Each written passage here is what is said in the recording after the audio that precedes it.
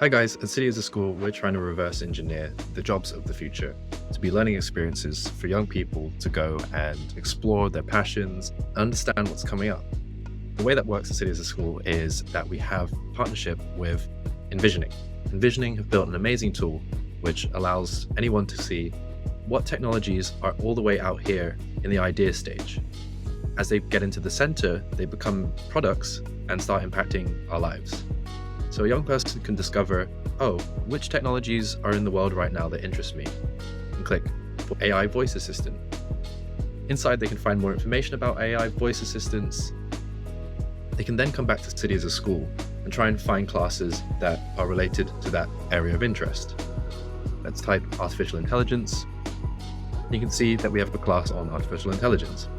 So this is a way that young people can follow their interests and get a sense for what's coming up in the future, and also find classes related to any of those topics that they find interesting.